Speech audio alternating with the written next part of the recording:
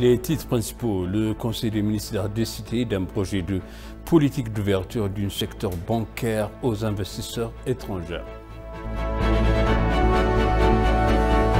L'Éthiopie et le Fonds saoudien pour le développement ont signé un protocole d'accord sur l'initiative de suspension du service de la dette.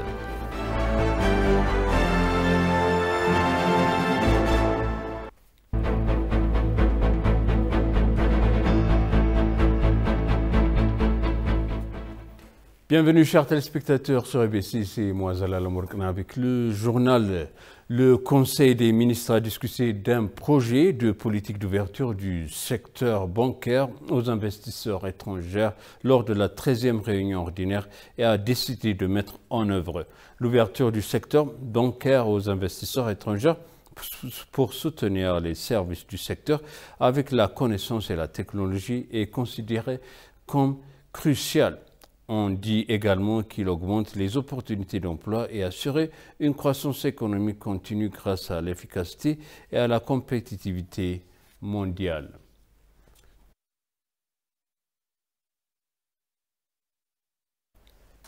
Le désir du TPLF imprégné de détruire l'Éthiopie et d'éviter toutes les initiatives de paix dans un entretien exclusif accordé à CNN, l'ambassadeur d'Éthiopie aux États-Unis, Selech Bekele, a affirmé que le terroriste TPLF n'a montré aucun intérêt à promouvoir la paix et a plutôt commencé à harceler les gens afin de déclencher une guerre. Il a ajouté que Tedros Adhanom n'évoquait jamais les écoles du pressé dispersées, les hôpitaux et les pertes de capital humain dans les États régionaux d'Afar et d'Amara, car il est imprégné des motivations destructrices du TPLF.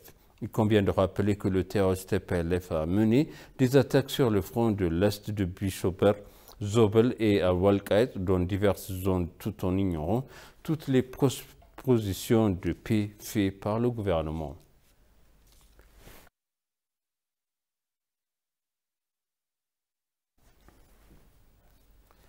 Le ministre de la Défense, Abraham Balaye, a eu des entretiens avec le vice-président du groupe des infrastructures Tabandeng et le conseil aux affaires de sécurité du président Salva Kiir Toutgatlak, selon l'ambassade d'Éthiopie à Djouba.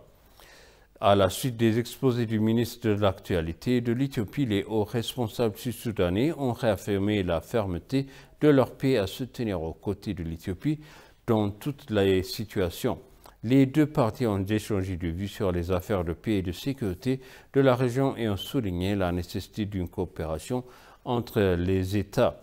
En conséquence, ils se sont mis d'accord sur la mise en place d'infrastructures routières de transmission d'énergie électrique ainsi que de pétrolière dans un court laps de temps, non seulement pour le bénéfice des deux pays, mais aussi pour l'ensemble de la région et au-delà.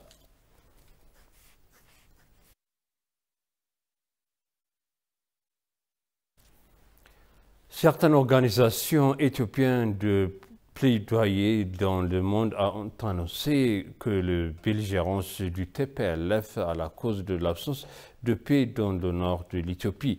Ils ont également condamné le recrutement et l'utilisation forcée d'enfants soldats par le TPLF qui a entraîné comme des vagues humaines dans une violation évidente du droit international et un mépris total de la vie humaine. Ces organisations de défense ont en outre dénoncé le silence assourdissant de la communauté internationale en condamnant de telles violations flagrantes du droit international par le TPLF. L'intensification de la coopération et de l'assistance pour soutenir le processus dirigé par l'Union africaine, la reconnaissance des efforts déployés par le gouvernement pour fournir un accès sans entrave à aide humanitaire et son engagement à résoudre le conflit au Tigray par les moyens pacifiques ont déclaré les organisations dans son étape cruciale.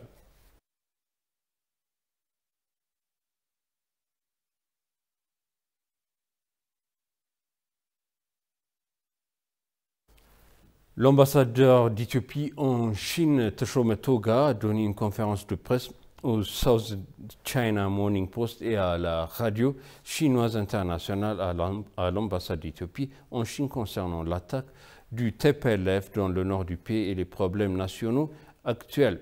Dans son entretien, l'ambassadeur a expliqué qu'ignorant les appels répétés du gouvernement éthiopien à une résolution pacifique du conflit, le TPLF a recommencé la guerre et a commis des atrocités odieuses contre les habitants de Tigray et les habitants des régions voisines d'Amara et d'Afar. En outre, il a appelé la communauté internationale à condamner les atrocités commises par le TPLF et à soutenir l'appel du gouvernement à la paix.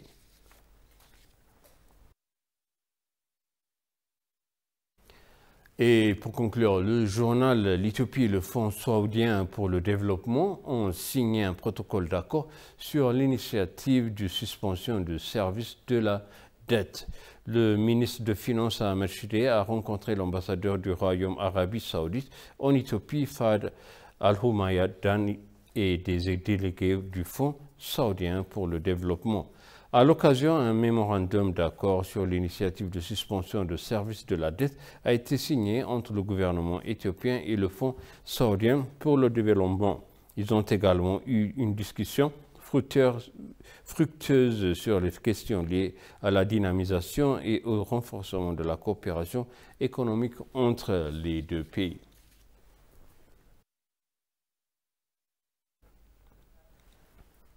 Et maintenant, je répète les titres principaux. Le Conseil des ministres a décidé un projet de politique d'ouverture du secteur bancaire aux investisseurs étrangers.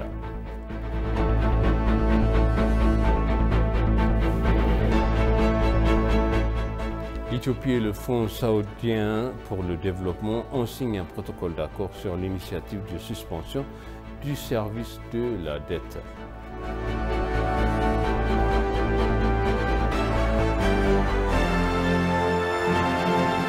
Chers téléspectateurs, ainsi s'achève le journal. Merci de nous avoir suivis. Excellente suite de programme.